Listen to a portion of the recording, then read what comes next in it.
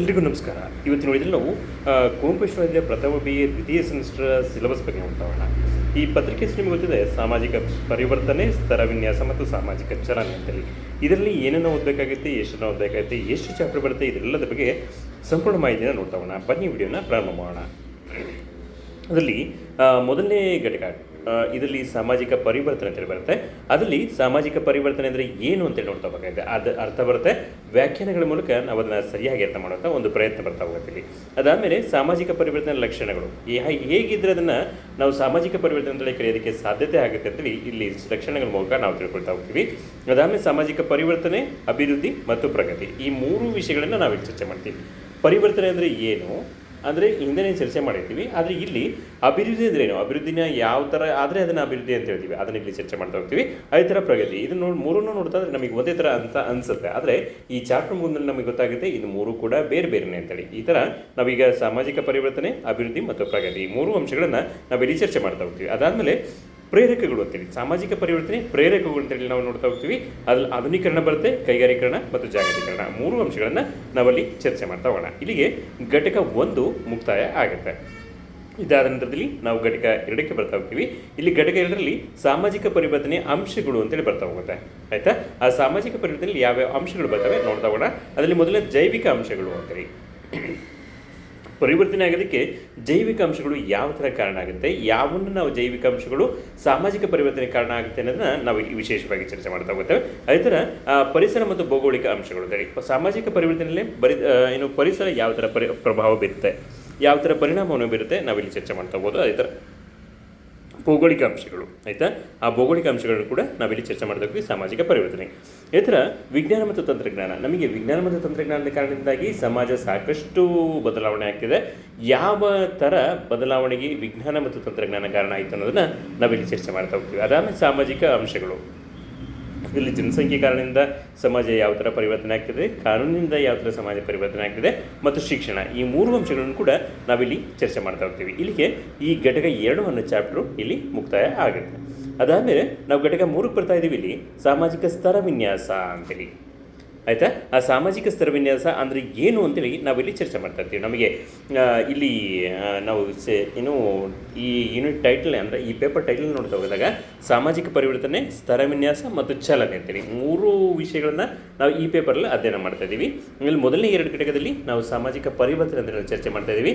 ಈ ನೆಕ್ಸ್ಟ್ ಮುಂದಿನ ಘಟಕದಲ್ಲಿ ಸಾಮಾಜಿಕ ಸ್ತರ ವಿನ್ಯಾಸ ಅಂದರೆ ಏನಂದರೆ ನೋಡ್ತಾ ಹೋಗಿ, ಸೋಷಿಯಲ್ ಸ್ಟ್ರಾಟಿಫಿಕೇಶನ್ ಅಂತೇಳಿ. ಹಾಗಂದ್ರೆ ಏನು ಅಂತೇಳಿ ನಾವಿಲ್ಲಿ ನೋಡ್ತಾ ಹೋಗ್ಬೋದು. ಇಲ್ಲಿ ಅರ್ಥ ಮತ್ತು ಲಕ್ಷಣಗಳು, ಅಂದರೆ ಸಾಮಾಜಿಕ ಸ್ತರ ವಿನ್ಯಾಸ ಅಂದರೆ ಏನು ಅಂತೇಳಿ ಅರ್ಥ ಮಾಡ್ಕೋಬೇಕಾಗುತ್ತೆ. ವ್ಯಾಖ್ಯಾನಗಳನ್ನು ಕೂಡ ನಾವಿಲ್ಲಿ ಚರ್ಚೆ ಮಾಡ್ತೀವಿ.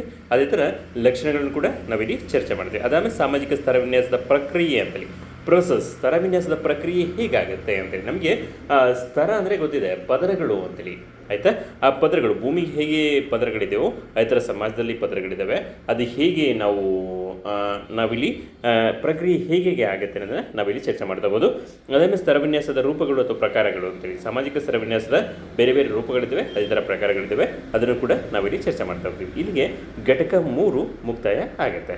ಮುಂದಿನ ಘಟಕ 4 ಸಾಮಾಜಿಕ ಚಲನೆ ಅಂತೇಳಿ, ಅಂದರೆ ಸೋಷಿಯಲ್ ಮೊಬಿಲಿಟಿ ಅಂತೇಳಿ ನಾವೆಲ್ಲಿ ನೋಡ್ತಾ ಇದ್ದೀವಿ. Social change, social stratification, social mobility ಅಂತೇಳಿ ಪೇಪರ್ಟಲ್ಲಿ ನಿಮಗೆ ಗೊತ್ತಿದೆ. ಇಲ್ಲಿ ಸೋಷಿಯಲ್ ಮೊಬಿಲಿಟಿ ಬಗ್ಗೆ ನಾವು ಘಟಕ 4ರಲ್ಲಿ ಚರ್ಚೆ ಮಾಡ್ತಾ ಇರ್ತೀವಿ. ಇಲ್ಲಿ ಸಾಮಾಜಿಕ ಚಲನೆ ಅಂದರೆ ಏನಂತೇಳಿ ಅರ್ಥಗಳು ಒಂದು ವ್ಯಾಖ್ಯಾನ ನೋಡ್ತಾ ಹೋಗ್ತೀವಿ. ಪ್ರಕಾರಗಳು, ಸಮಾಜ ಯಾವ ಥರ ಚಲಿಸ್ತಾ ಇದೆ, ಅದರಲ್ಲಿ ಮೇಲ್ಮುಖ ಚಲನೆ ಆಗಿರ್ಬೋದು, ಕೆಳಮುಖ ಚಲನೆ ಆಗಿರ್ಬೋದು, ಆ ಥರದ ವಿಚಾರಗಳನ್ನ ನಾವಿಲ್ಲಿ ಚರ್ಚೆ ಮಾಡ್ತಾ ಹೋಗ್ತೀವಿ, ಆಯಿತಾ. ಅದಾದಮೇಲೆ ಆಂತರಿಕ ಪೀಳಿಗೆ ಮತ್ತು ಅಂತರ ಪೀಳಿಗೆಯೊಳಗಿನ ಚಲನೆ ಅಂತೇಳಿ, inter generation and intra generational ಅಂತೇಳಿ, ಅಂದರೆ ಒಂದು ಪೀಳಿಗೆಯೊಳಗೆ ಸಮಾಜ ಚಲನೆ ಹೇಗಾಗ್ತಾ ಇದೆ ಮತ್ತು ಪೀಳಿಗೆಯಿಂದ ಪೀಳಿಗೆಗೆ ಸಮಾಜ ಹೇಗೆ ಚಲನೆ ಆಗ್ತದೆ, ಅಂದರೆ ಅದನ್ನು ಅಂದರೆ ಬದಲಾವಣೆಗಳು ಅಂತ ಅಂದ್ಕೊಳ್ಳೋಣ. ಯಾವ ಥರ ಬದಲಾವಣೆ ಆಗ್ತದೆ ಪೀಳಿಗೆಯೊಳಗೆ, ಅಂದರೆ ನಿಮ್ಮ ಜನ್ರೇಷನ್, ಈಗ ನೀವಿದ್ದೀರಾ, ನಿಮ್ಮ ಅಣ್ಣ ಅಕ್ಕ ಇದ್ದಾರೆ, ನಿಮ್ಮ ಜನ್ರೇಷನ್ ಯಾವ ಥರ ಚೇಂಜಸ್ ಆಗ್ತಾ ಇದೆ, ಚಲಿಸ್ತಾ ಇದೆ, ಅಂದರೆ ಅದೇ ಥರ ನಿಮ್ಮ ಅಪ್ಪ ಇದ್ದಾರೆ, ನಿಮ್ಮ ಅಮ್ಮ ಇದ್ದಾರೆ, ಅದೇ ಥರ ನಿಮ್ಮ ಅಜ್ಜಿ ಇದ್ದಾರೆ, ಅವ್ರದ್ದೊಂದು ಜನ್ರೇಷನ್ ಇದೆ, ಅಜ್ಜಿ ಅಜ್ಜ ಅವ್ರದ್ದೊಂದು ಜನ್ರೇಷನ್, ನಿಮ್ಮ ಅಪ್ಪ ಅಮ್ಮ ಅವ್ರದ್ದೊಂದು ಜನ್ರೇಷನ್, ನೀವಿದ್ದೀರಾ, ನಿಮ್ಮ ಅಣ್ಣ ತಮ್ಮ ಅಕ್ಕ ತಂಗಿ ನೀವಿದ್ದೀರಾ, ನಿಮ್ಮದೊಂದು ಜನ್ರೇಷನ್. ಇಲ್ಲಿ 3 ಜನ್ರೇಷನ್ ಒಂದು ಕುಟುಂಬದಲ್ಲಿ ವಾಸ ಮಾಡಿದರೆ ಒಂದು ಸಮಾಜದಲ್ಲಿ ಈ ಥರ ಬೇರೆ ಬೇರೆ ಥರ ಜನ್ರೇಷನ್ ಇದ್ದಾವೆ. ಈ ಜನ್ರೇಷನ್ ಒಳಗಡೆ ಹೇಗೆ ಬದಲಾವಣೆಗಳಾಗ್ತದೆ, ಜನ್ರೇಷನಿಂದ ಜನ್ರೇಷನ್ಗೆ ಯಾವ ಥರ ಬದಲಾವಣೆ ಆಗಿದೆ. ನೀವು ಎಕ್ಸಾಂಪಲ್ ಕೊಡ್ತೀರಿ, ನಿಮ್ಮ ಅಪ್ಪ ಅಥವಾ ನಿಮ್ಮಮ್ಮ ನಿಮ್ಮ ಅಜ್ಜಿ ಏನೋ ಹೇಳಿದಾಗ ಅದು ನಿಮ್ಮ ಕಾಲದಲ್ಲಿ ಹಾಗಿತ್ತು ಅಂತ ಹೇಳ್ತೀವಿ, ಅಂದರೆ ನಿಮ್ಮ ಕಾಲ ಅಂದರೆ ನಿಮ್ಮ ಜನ್ರೇಷನ್ ಅಂತ ಅಷ್ಟೇ. ಆಗಿದ್ದು ನಾವು ಈ ಕಾಲದಲ್ಲಿ ಹಂಗಿರೋಕ್ಕಾಗೋದು ಇಲ್ಲ, ಸಮಾಜ ನಮ್ಮನ್ನು ಒಪ್ಕೊಳ್ಳೋದಿಲ್ಲ. ಇನ್ನು ಈ ಜನ್ರೇಷನ್ ತಕ್ಕ ನಾವು ಬದಲಾಗಲೇಬೇಕಾಗಿದೆ. ಹಾಗಂದ್ರೆ ಏನು ಅಂದರೆ ಪೀಳಿಗೆ ಮತ್ತು ಪೀಳಿಗೆ ಒಳಗಡೆ ಚಲನೆಗಳು ಹೇಗೆ ಆಗ್ತಿದ್ವಿ ಅನ್ನೋದನ್ನು ನಾವು ಈ ಕಾನ್ಸೆಪ್ಟಲ್ಲಿ ಚರ್ಚೆ ಮಾಡ್ತಾ ಹೋಗ್ಬೋದು. ಅದಾದಮೇಲೆ ಸಾಮಾಜಿಕ ಚಲನೆಯ ಮಾಪನಗಳು ಅಂತೇಳಿ ಅಂದರೆ ಸಮಾಜ ಬದಲಾಗ್ತಾ ಇದೆ, ಚಲಿಸ್ತಾ ಇದೆ, ಅದನ್ನು ಹೇಗೆ ಮಾಪನ ಮಾಡ್ಬೋದು ಅಂತೇಳಿ ಇಲ್ಲಿ ಎರಡು ಥರದ ಮಾಪನಗಳನ್ನು ನಾವು ನೋಡ್ತಾ ಹೋಗ್ತೀವಿ. ವ್ಯಕ್ತಿನಿಷ್ಠ ಮಾಪನ ಮತ್ತು ವಸ್ತುನಿಷ್ಠ ಸಾಮಾಜಿಕ ಮಾಪನ ಅಂತೇಳಿ, ಸಾಮಾಜಿಕ ಚಲನೆಯ ಮಾಪನ ಅಂತೇಳಿ ಆ ವಿಚಾರವನ್ನು ನಾವಿಲ್ಲಿ ಚರ್ಚೆ ಮಾಡ್ತಾ ಹೋಗ್ತೀವಿ. ತುಂಬ ಇಂಟ್ರೆಸ್ಟಿಂಗ್ ಚಾಪ್ಟರ್ ಇದೆ, ಮುಂದೆ ಡೀಟೇಲ್ ಆಗಿ ಚರ್ಚೆ ಮಾಡ್ತಾ ಹೋಗೋಣ. ಅದಾದ ನಂತರದಲ್ಲಿ ಸಾಮಾಜಿಕ ಚಲನೆ ನಿರ್ಧಾರಕಗಳು ಅಂತೇಳಿ ಬರ್ತಾ ಹೋಗುತ್ತೆ. ಘಟಕ 5ರಲ್ಲಿ ಸಾಮಾಜಿಕ ಚಲನೆ ನಿರ್ಧಾರಕಗಳು ಅಂತೇಳಿ ಹೇಗೆ ನಿರ್ಧಾರ ಮಾಡೋದು ಅಂತೇಳಿ, ಮೊದಲಿ ಉದ್ಯೋಗದ ಆಧಾರದ ಮೇಲೆ ಸಮಾಜ ಹೇಗೆ ಚಲನೆ ಆಗ್ತಾ ಇದೆ, ಆದಾಯ, ಶಿಕ್ಷಣ ಮತ್ತು ರಾಜಕೀಯ, ಈ 4 ಅಂಶಗಳ ಹಿನ್ನೆಲೆಯಲ್ಲಿ ಸಮಾಜ ಹೇಗೆ ಚಲಿಸ್ತಾ ಇದೆ, ಹೇಗೆ ಚಲನೆ ಆಗ್ತಾ ಇದೆ ಅನ್ನೋದನ್ನ ನಾವಿಲ್ಲಿ ಚರ್ಚೆ ಮಾಡ್ತಾ ಹೋಗೋದು. ಅದಾದಮೇಲೆ ಅಧಿಕಾರ ಮತ್ತು ಅಂತಸ್ತು ಅಂತೇಳಿ ಬರ್ತಾ ಹೋಗುತ್ತೆ.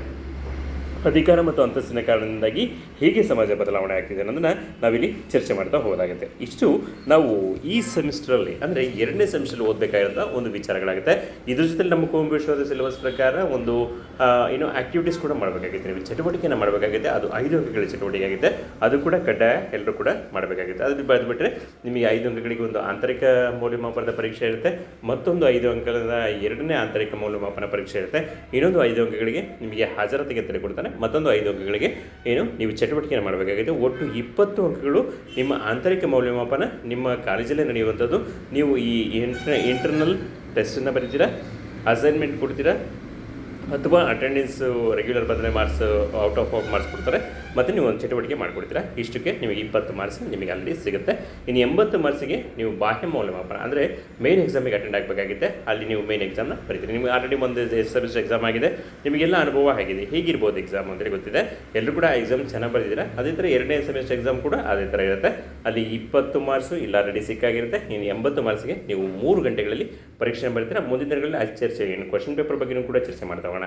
ಇದ್ರ ಜೊತೆಗೆ ಇದು ಸಿಲೆಬಸ್ ಇಂಟ್ರಡಕ್ಷನ್ ಇಲ್ಲಿ ಮುಗಿಯುತ್ತೆ. ನಾವು ಮುಂದಿನ ತರಗತಿಯಿಂದ ಅಂದರೆ ಮುಂದಿನ ತರಗತಿಯಲ್ಲಿ ನಾವು ಪ್ರತಿಯೊಂದು ಚಾಪ್ಟರ್ಲ್ಲೂ ಕೂಡ ಪ್ರತಿಯೊಂದು ಕಾನ್ಸೆಪ್ಟ್ನ ಕೂಡ ಡೀಟೇಲ್ ಆಗಿ ಚರ್ಚೆ ಮಾಡ್ತಾ ಹೋಗೋಣ. ನೀವು ಆಕ್ಟಿವ್ ಆಗಿ ಪಾರ್ಟಿಸಿಪೇಟ್ ಮಾಡ್ತೀರಾ, ನಿಮಗೆ ಯಾವುದೇ ಥರದ ಡೌಟ್ ಇದ್ರೂ ಕೂಡ ಈ ನೀವು ಮೆಸೇಜ್ ಮಾಡೋದ್ರ ಮೂಲಕ ನೀವು ಡೌಟನ್ನು ಕ್ಲಿಯರ್ ಮಾಡ್ತಾ ಹೋಗ್ಬೋದು. ನೀವು ಯಾವುದೇ ಥರದ ಡೌಟನ್ನು ಕೂಡ ಕೇಳಿದ್ರು ಕೂಡ ನಾನು ಮೆಸೇಜಲ್ಲಿ ರಿಪ್ಲೈ ಮಾಡ್ತೀನಿ ನಿಮಗೆ. ಓಕೆ, ಮುಂದಿನ ತರಗತಿಯಲ್ಲಿ ಮತ್ತೆ ಭೇಟಿ ಹೋಗೋಣ, ಒಂದು ಡೀಟೇಲ್ ಆಗಿ ಚರ್ಚೆ ಮಾಡ್ತಾ ಹೋಗೋಣ. ಓಕೆ, ಎಲ್ಲರಿಗೂ ಕೂಡ ಧನ್ಯವಾದಗಳು.